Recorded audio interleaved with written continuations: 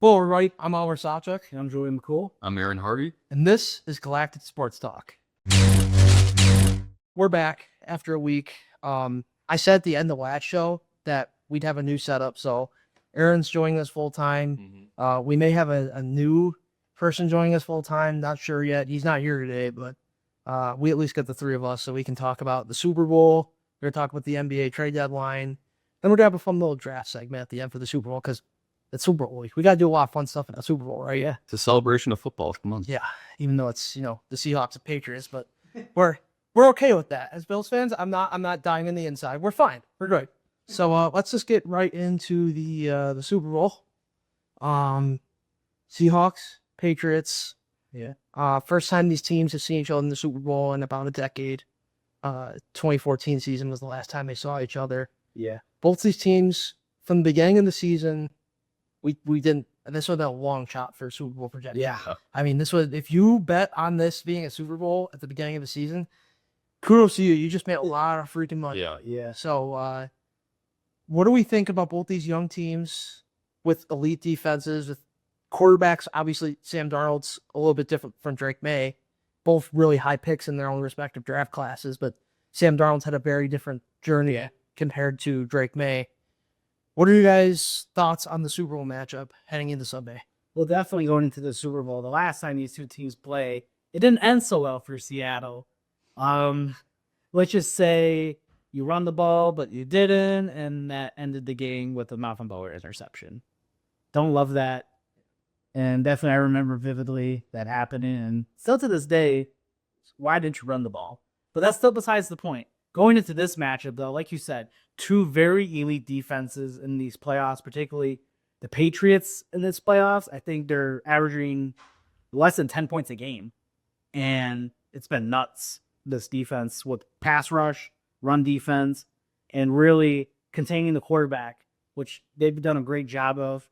And Drake May, second-year quarterback, I think other than a few other quarterbacks, Big Ben in particular, one of the youngest quarterbacks in the Super Bowl. Yeah. If he wins the Super Bowl, he'll be the youngest QB to ever win the game. Yeah. So obviously the path to the playoffs definitely easier than most, but you cannot deny him and the Patriots really just managing the game well to take a victory. But Seattle is definitely the best opponent they've gone against by far. Yeah. I think the key to this game is going to be turnovers. Each quarterback's going to have to manage the game well, not turn the ball over, and they're going to have to run the ball well, both teams, to win this game. And we've seen the Patriots in the playoffs kind of struggle, especially because of May's turnover problems, whereas Seattle's dominated because Darnold has limited his turnovers. Yeah. So I think the key to the game is going to be, not giving the other team's offense, easy chances to score, not putting your defense in tough positions. Right. So, yeah, I mean, both quarterbacks just need to play safe football to win this game. And that's how the Patriots have won all these playoff games, because they forced the turnover. Because the offense, let's face it, hasn't been that great in the playoffs. But the defense that's forced turnovers, like we saw last week with Jared Stidham forcing that fumble, which was a weird decision why he did that to begin with. Mm-hmm. But that fumble ultimately led to points for New England and really kind of made it their game to win. And then you have the similar fact with the Texans throwing that pick six to Marcus Jones. And then Justin Herbert and the Chargers not really be able to do anything except in good field position. So the defense definitely. It's going to come down to that matchup between who can play better at the quarterback position between Sam Darnold and Drake May. Right. Darnold has obviously had a pass this year in the playoffs. He's been really good, but years past, obviously with the Vikings in his only year there, had a tough loss, and we talked about that in the last episode of Sports Talk. But can Darnold play the football that he's been playing throughout the postseason? And even in the regular season, he's shown flashes of what he's doing right now. And it's also the same thing for Drake May. Drake May, he might win the MVP tonight at the honors. And he's had the best completion percentage by a quarterback in a long time at 71% completion percentage throughout the year. I mean, that's super impressive, and he's got to have close to 40 touchdowns. Yeah. So can he continue to play like that? He struggled a little bit in the playoffs, playing a lot of really good defenses, starting with the Chargers and that Texans defense that was on a historical run. I think they won like 10 games straight or something like that. Mm. And that was basically They started 0-3. 0-3. Yeah, finished with 12 wins. Right. So it's not, and like you said, it's Sam Darnold. It's kind of diminishing those demons early on. Those Jet career. He showed a little bit of flashes, but I don't think it was ever going to really work out with the Jets. Yeah. Just seeing ghosts. Yeah, he mentioned that in his Super Bowl press conference too. Like he felt really bad for the Jets, but he kind of had to move on. He really wanted to make things work there, but obviously they were never going to work there. It's been even more of a downhill spiral. It's the Jets. It's hard to make things work there. Yeah, obviously. So, But it's been great though. I think the most underrated part about Sam Darnold's journey to this point is that little stint with the 49ers. yeah, Warning under Kyle Shanahan. And we kind of seen quarterbacks under Shanahan, maybe they look a lot better than they do as another team. And we saw that with Brock Purdy, Mac Jones even at times this year, when Garoppolo was the starter. Even CJ Beathard, like yeah, he even had a few games where he would show up. So definitely I think that stood with Kyle Shanahan, and then obviously going to another offensive mind in Cameron O'Connell last year, definitely has, I think, put Sam Darnold, will give him a little more confidence in believing in his own abilities. let's not also forget that when he was with the Vikings last year, he was with Kevin O'Connell. And Kevin O'Connell has been regarded as a QB guru. Yeah. He can take, obviously this year they had a really tough year with 9, but and they obviously had, I think they had a couple other quarterbacks play. They had what's his name? Carson Wentz. They had Max Brosmer Max Brosmer, and he doing his little Levis impression. Yeah, it was pretty rough, the games that Max Brosmer started. Yeah. Save for JJ McCarthy, who they put a lot of trust in with their number 10 pick 2 years ago. But the year before, when they had Sam Darnold, they were one of the best teams in the NFL. Yeah. Darnold was on fire throughout the regular season. Justin Jefferson, Jordan Addison, TJ Hawkinson. They were a great team, and I think part of that was from Kyle Shanahan. He started to evolve there, sitting behind Brock Purdy on that San Francisco 49ers team, and then went to KOC, and that kind of elevated his game even more. And now he's with Mike McDonald in Seattle, and he's obviously proven that he's learned a lot. Yeah. Sitting behind and learning from other quarterbacks and other systems outside the Jets, because obviously the Jets couldn't really develop him. Yeah. I think one of the most underrated keys to this game has got to be the play of Will Campbell. Yeah. Because in the playoffs, he's been just getting bull rushed every play. I know people made a big deal of his short arms before the draft, and he's gone against great defensive ends, Khalil Mack, Hunter and Anderson, and then Bonito and Cooper. And Seattle's got great defensive ends. They got DeMarcus Lawrence, and the key to this game has got to be Will Anderson being able to, protect his quarterback. So Drake May, Will Campbell, you mean, right? Yeah, Will Campbell, Yeah. being able to protect his quarterback. Drake May, so May's not feeling pressure and is able to sit back and take those deep shots that he had one of the best deep passing seasons in history of the NFL. Yeah. And that kind of struggle with their that- offense. Could that be because of their schedule? Yeah, maybe. But that's still super impressive. I don't care who you play. That's an NFL team you're going up against every week. Mhm. The fact that you had one of the best deep ball seasons ever is still extremely impressive. And not protecting that blind side. Drake May does have a fumbling issue. Against Houston, obviously that came through. He had what, 2, 3 fumbles? He had 4 fumbles, and 4 fumbles, and they were able to keep 2 of them. So, I mean, if they are not able to recover those 2 other fumbles, and that leads to Texans points, maybe that changes the outcome of that game. Because the C.A. Stroud had to play probably the worst games Yeah. against another quarterback who played not as great either.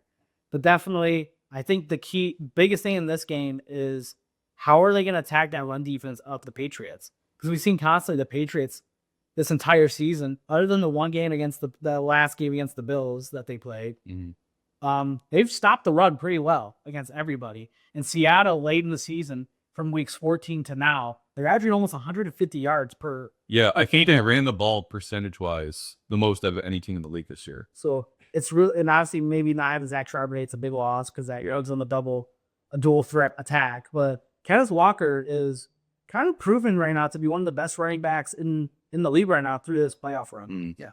I know you talked about the running backs. I'm talking about quarterbacks. We talked about the offensive line, defensive lines of both these teams.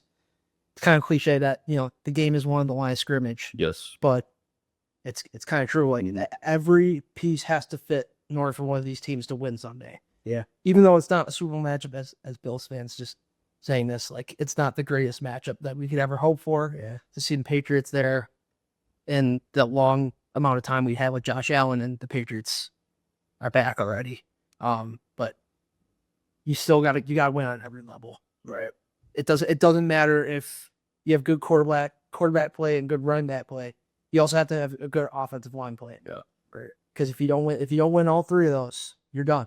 You're not going to win this game. And we saw Philadelphia win the Super Bowl last year just based off their mind play. They played dominant there. Their receivers were amazing. They were beating everybody on Kansas City side of the ball. Even Trent McDuffie, who's an All-Pro corner, and Jalen Hurts had one of the best games of his career. Yeah. Yeah. All three of those pieces work together. That's why Seattle's gotten to the point that they are. They probably have the best line of scrimmage overall from both sides of the ball this season. And New England at times has had both too, with offensive line play, even though maybe stat-wise it's looked the greatest. When they've gone against these teams, they come out to victories though. And that defense line too has won them a lot of games as well, particularly in that run defense. Yeah. I mean, talking about Seattle's offensive line, they have Charles Cross. And after last year, people were kind of putting him in the gutter and being like, yeah, this guy's he's not going to pan out. He has too many issues. And I think he made the Pro Bowl this year. Yeah. If I'm correct. So, Which, maybe No, not it's as not- big it's of an not as big of- accomplishment. but still, like, Yeah. to make the Pro Legal Bowl, player. he's still a good player. That means you're one of the best at your position. And then the rookie's able too. He's been a great Chris Zabel out of North Dakota State University. So, I mean, yeah, just a kind of a shocker that pick was, but he's became a really good player. And both of these teams have definitely built their success off of the draft. In particular, I mean, this Seattle defense, a lot of it comes from the draft. Yeah. Drafted Emmanuel, drafting even Tariq Woolen 2 years ago, drafting Byron Murphy, bringing in veterans like DeMarcus Lawrence or Ernest Jones. Kobe Durant. and even Devin Witherspoon too. Who did. Another think- drafted player. Think about the offensive side of the ball. Their best player in the team, arguably the best player in the team right now, Jackson Smith-Njigba. He was drafted Mhm. He had a lot. middle of the first round, And then and he may be the best wide receiver in the league right now, arguably. And then, like, both sides, then you have New England drafted Drake May. Will Campbell, we'll see how that works out. The right tackle, too. They have both rookie tackles. Yeah. They drafted it. Even the defense, Christian Barmore, drafted. Christian Gonzalez, drafted. And then their young secondary, very young, and they drafted. So both teams have built through the draft and obviously through free agency to get veterans. Yeah, To boost, Especially New England, they spent over $100 million this last offseason to build this defense that they have. And they also brought in the likes of Stephon Diggs and Matt Collins. It's kind of like they're just targeting Bills wide receivers at this point. But we don't talk about that. But let's get into our score predictions. What do you guys think is going to come out of this game? Who's the MVP? Where's your score? Who's the winner? I think the final score of the Super Bowl is going to be 31-17 in favor of Seattle. I do think Seattle, how they're going to win this game is through the line of scrimmage in particular, and mostly through the running with Kenneth Walker. But also what Seattle does best is that play action to either JSN, Rashid Shaheed, or underneath the Cooper Cup. So I think that's like the big thing of why I think Seattle's going to win this game. And in particular, I think that defense, that secondary is going to be a lot for Drake May to kind of process, because as he's trying to process it, there's also a weak side blitz coming at him that he has no idea, which Seattle has been very key of doing. So I went 31-17 Seattle, and I think the Super Bowl MVP is going to be Jackson Smith-Njigba. I think JSN's going to finish the game with probably 8 catches, 110 yards, and a touchdown. Yeah, I mean, it seems like, Julian, you read my mind, because my score prediction is also 31-17 Seattle. Yeah, and I think that the run game, obviously, we've all said this is going to be a huge key to this game. I actually think Kenneth Walker is going to be the Super Bowl MVP. Underrated pick, though. Rashid Shaheed might make a big special teams play, maybe catch a touchdown pass. You never know. But, yeah, I think Seattle 31-17. I think they're just been the better team all year. They're a dominant team. And, yeah, Kenneth Walker's my MVP pick. My prediction's a little bit closer. I'm gonna say 23-16 Seattle. I still think Seattle's gonna come out of it. I think they're just the better team all around, just based on how they're playing, especially through the playoffs or the teams they'd have to face. But I'm gonna take them 23-16. I think there's gonna be a lot of field goals in this game. I think 3 on each side. And my MVP is going to be JSN. I just think, man, if he can take over this game, if he can beat Christian Gonzalez or Carlton Davis one-on-one, Yeah. New England's in a really bad spot because then they're going to have to, back off. And that's going to allow the running lanes to open for Kenneth Walker or maybe scrambling lanes to Sam Darnold. Yeah. So if JSN can take over, he's going to be the MVP. Yeah, and this is the first time, too, to end the segment where I believe two quarterback and head coach and quarterback duos, it's like their first year together, and they make the Super Bowl. Both sides of the ball. Drake May, and then Mike Vrabel got hired, and then Mike McDonald got hired last year, and then they brought in Sam Darnold. It's kind of just looking back on it from the offseason last year when I can't remember what the name of the Seahawks GM is, top of my head. I don't know if you guys remember. But he won Executive of the Year this year, and he said at the beginning of last offseason that they were going to retool heavily. And I thought by retool that meant they were going to sell most of the roster. And they kind of did that. They wanted to go more towards a youth end, obviously getting rid of Geno Smith and trading him away. Getting rid of DK and DK, Tyler Lockett. They kind of gutted their offense, and the ability for the Seahawks to adjust, also with the Patriots spending all this money, bringing a new head coach to change the culture and put the franchise back in their Super Bowl path. It's not guaranteed you just buy all these players and it's going to work out. I thought for both these teams that we would see them in the Super Bowl 2 to 3 years from now, and they're here in their first year altogether. Yeah, maybe out of this Super Bowl we're going to see another dynasty. maybe. They're both pretty solid teams, and I think they're going to build off of whatever comes out of this game. So that's it for our Super Bowl segment for right now. Let's switch over to a new segment that these two have been working on. I think it's going to be really good. Obviously, it's Super Bowl week, but let's switch it to the NBA. A lot of trades have gone on during Super Bowl week in the NBA because the trade deadline is, as we're recording this, in 2 hours. Yeah, there's trades happening as we speak. So a couple of the trades have definitely changed the landscape of the NBA in terms of success maybe for next year, but definitely some moves have impacted for this year. In particular, James Harden to the Cleveland Cavaliers for Darius Garland and a second-round pick. Now, obviously, at first glance, seems like you're not a big fan of it. Not a fan. I'll ask them, what are your thoughts on the trade? This is just a very strange trade to me. This is giving up on a young player way too quick. Cleveland had the second best record in the NBA last year, won 64 games. And to give up on Garland, the 26-year-old point guard who's one of the best playmakers in the league, is just a strange move to me for a guy who's 36 years old, makes a ton of money. And this will not make your defense any better. Because what you could have said is we get rid of Garland because of his injury history or of his lack of, play on defense. But Harden's an equally bad defender. And I just don't think this makes the Cavs better at all. And honestly, probably makes them worse. Yeah, I think definitely James Harden to the Cavs. It definitely, in terms of offense, it's going to definitely be a lot more similar to the Lakers. Isolation basketball, kick out to the shooter. Your turn, my turn kind of thing. That, in particular, that's what it was early on. Even, without LeBron, they still did that the other night with Austin Reeves returning. Yeah. The similar Austin Reeves, ISO, I will kick it out to Rui or LeBron or Luka and vice versa for everyone else. So I think it's definitely going to be more isolation basketball. But my biggest issue is that the Cavs don't really have, shooters like that. Because right now, I think the starting lineup for the Cavs would be Harden, Mitchell. Right now, it's Dean Wade at the small forward. Who's a good shooter, but maybe not a starter on a playoff team. Yeah, Evan Mobley was a great player. Yeah. Phenomenal player, but he's not a shooter. He can make threes, but he's not a shooter. And then you have Jared Allen, Yep. who's a roller, screen and roller. So I just think in terms of, like you said, perimeter defense just has gone down completely, especially losing and trading DeAndre Hunter to absorb James Harden. And I just think this takes away from Donovan Mitchell's scoring ability. As we just said, it's going to be a lot more isolation basketball, 8 seconds left on the shot clock. What move am I going to do? Yeah. I mean, we've seen in the last years, Donovan Mitchell has been one of the best playoff performers in the NBA. Yeah. And now you're bringing in a guy who is probably one of the worst playoff performers in the NBA. And Cleveland's hope is obviously this year they want to get to the finals, as that's probably their goal, and then win a championship, obviously. But I just don't think this puts them in a better position. You're going to be a worse playoff team. You're taking the ball out of your best players' hands constantly.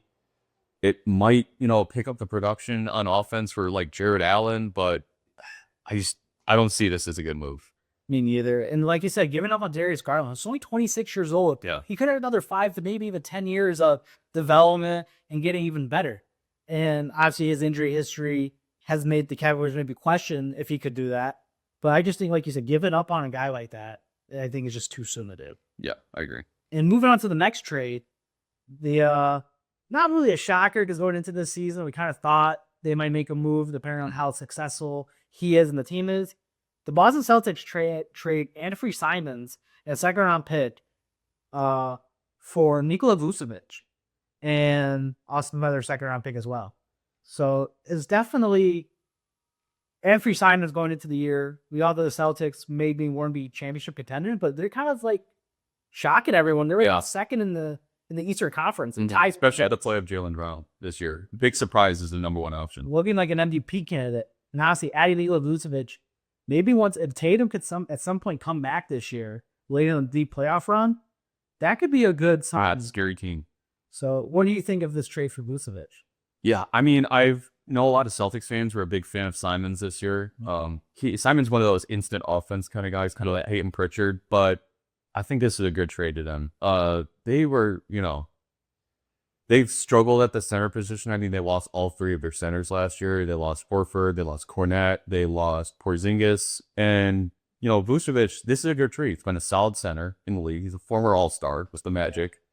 He's been a solid center for the last few years with the Bulls, and I think this really just shores up their center position for this year, next year. Yeah, I mean the Celtics are looking to, when Tatum comes back, win a championship this year, and this is a trade that probably helps that. Right, and I think this is about getting value at the right time because I do think if Jason Tatum were to come back either this year or late next year, and you keep Simons, I just don't think that would have been quite a fit. Because I think he would take the shots away from Tatum. Because right now, that's why he was having such high production was, other than Jaylen Brown, no one else is really going to take shots on their own. They're kind of playing all the Jaylen Brown, such as Derek White, Hayden Pritchard, even Sam Hauser at times. They're kind of playing off of Jaylen Brown, taking all the shots. So I think getting that value for a guy like Vucevic, who obviously he's 35, 36 years old later in his career, but maybe this is for next year when Tatum's fully healthy, a starting 5 with Pritchard, Brown, Vooch, Jalen, Jason Tatum, Derek White. Derek White. It's a good lineup. So, and definitely they're going to do free agency on a better bench for next year. But in terms of this year, I think it's better for this year and even better for rotating runs back. Yeah, especially this is also going to help their offense a lot. I mean, this is a stretch 5. It's more driving lanes for Jaylen Brown, and then when Tatum comes back, a lot more spacing. So, yeah, this is a big deal. It's going to help their offense a lot. Simons is a good player, but I think Vucevic just increases the ceiling of their offense by that much more. Yeah. And then next, probably this was the first big trade of the trade deadline to start yesterday or 2 days ago. Jaren Jackson Jr. and a lot of people got traded here. Johnny Landau, Vince Williams Jr. to the Utah Jazz for Walter Clayton Jr., Kyle Anderson, Kaylor Hendrick, the 3 future first-round picks. So basically, those players, the 3 first-round picks, to the Grizzlies for basically Jaren Jackson Jr., because the other 2 probably won't play that much. So this is kind of a weird trade. I think more for the Jazz. Yeah. Specifically, you already have Lauri Markkanen and Walker Kessler. And now you add Jaren Jackson Jr. Yeah, I really like this trade for Memphis. I obviously they're breaking up the Ja, Desmond Bane, Jaren Jackson group that was a second seed 2 years in a row, but they weren't good enough to get, over the top. And this is a trade that brings in even more draft picks. I think they got 4 first-round picks for Desmond Bane, which is crazy. They get 3 for Jaren Jackson. Who knows what they'll get for Ja when they eventually trade him, or if they trade him, if anybody wants him. But yeah, I think it's a great trade for Memphis. You're finally going, hey, this team wasn't good enough. Let's rebuild. Yep. Let's rebuild. Let's, stock assets for the future. But for the Jazz, this is a very weird trade to me because this is a trade for a team that thinks, hey, we can be a contender or a playoff team. I don't know if they're either of the things. I mean, this is they're going to struggle because without Kessler, Jaren Jackson Jr. is not, he's a really bad rebounder. He can't play the center position. Lowry's going to have trouble playing the 3. He's going to, get cooked by guards on switches. Yeah. And they give up a lot of assets for Jaren for a team that it might be a lower playoff or play-in team, maybe playoff team. I don't understand this trade for them. Me neither. And Danny Ainge, who previously was a GM for the Celtics, Yeah. turned Paul, like the old Paul Pierce, Kevin Garnett, A lot of assets. John Rondo, and turned that into picks from the Nets. That would turn into Jaylen Brown, Jason Tatum, trading for Derek White. It would eventually lead to a championship without him being there. But yeah, definitely this trade is odd for the Grizzlies. Not for the Grizzlies, excuse me, for the Jazz. But I think for the Grizzlies, it's positive, not just for the 3 first-round picks, but Walter Clayton Jr., who come off a national championship. Yeah. You showed a little bit of promise in the NBA so far. Now, obviously, is he going to take over maybe for Ja if they ever get rid of Ja, like you said, whoever wants him? Yeah. Who would want him at this point, maybe? But definitely, like you said, I think building those assets and maybe, who knows? We've seen what the Thunder could do. The Thunder kind of sent a new president to the league in terms of maybe trading guys like Paul George, who at the time was an MVP candidate. Like realizing before it happens that this is your ceiling stock assets, and no, it helps when you trade for a guy who eventually becomes a league MVP. But yeah, realizing, hey, maybe we're not fine with just being a 6 seed or a 5 seed in the playoffs. Let's trade, let's start over, and let's build a great young core. Right. And I think that's going to be the new standard in the NBA now, because a lot of these trades are happening because of that. They want to build for the future, or they turn those assets to go all in right now. So definitely the trade was the first big probably bomb of the day. And probably this is the biggest bomb of the entire trade deadline, because unfortunately we don't think Giannis is probably going to be traded during the trade deadline. We've been kind of bamboozled about it all day. But this trade, Anthony Davis to the Wizards. Yep. Of all teams, the Wizards. As well as getting Chris Middleton out of the trade, AJ Johnson, Malachi Branham, and Marvin Bagley Jr., and 2 first-round picks for him. Yeah. And as well as Anthony Davis getting traded with Jaden Harvey, D'Angelo Russell, and Dante Exum. But really the key figure is Anthony Davis going to the Wizards, and maybe for next year building the duo with him and Trae Young. Yeah. What does that, do you think, entail? I mean, Washington has a good young core. They got Alex Sarr. They got Keyshawn George. Yep. And being around these veterans, Trae Young, Anthony Davis, I think is going to help their development. And also, Anthony Davis is at a point where this is the lowest his stock has ever been since he's had a league. Yeah. And why not buy low on a guy like that, who is, when healthy, a top 10 player in the NBA? Yeah, I think I like this trade for Washington. And plus, they get other good players. Jaden Hardy is a good player. Dante Exum is a good player. D'Angelo Russell, is, streaky, but when he's on, he's on. He's a former All-Star. I like this trade for Washington a lot. And the Mavericks is just Nico Harrison, fortune favors the both. Did not happen. You ended up getting absolutely nothing for Luka Doncic. And this is why eventually it cost him his job. Yeah, I mean, the only positive, I guess, out of this entire experiment for Nico Harrison was being able to get the first overall pick for Cooper Flagg. And I think Cooper Flagg has looked great as a rookie thus far, but in terms of winning basketball games so far, the Mavericks have not been able to really accomplish that. Yeah. And to build off your point, you're bringing in veterans and people who have been to conference finals and even NBA champions, and guys like Trae Young and Anthony Davis. So they know the expectation.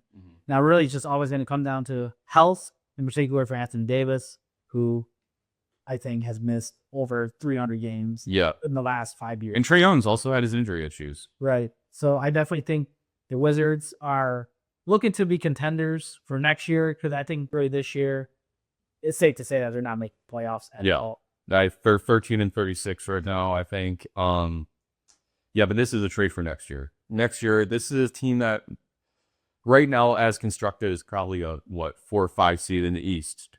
But, I kind of understand this trade. You really want, to help your young players realize what winning basketball looks like and not be, tanking for ever since pretty much John Wall left, or ever since Russell Westbrook actually left. But, Yeah, I really like this trade for Washington. The amount of superstars that get traded to Washington or have played for Washington over the years is insane. Yeah. And maybe it continues into next year because it seems like the Wizards are being very aggressive. Yes. Now we're going to transition to our Super Bowl draft segment. Let's get to it.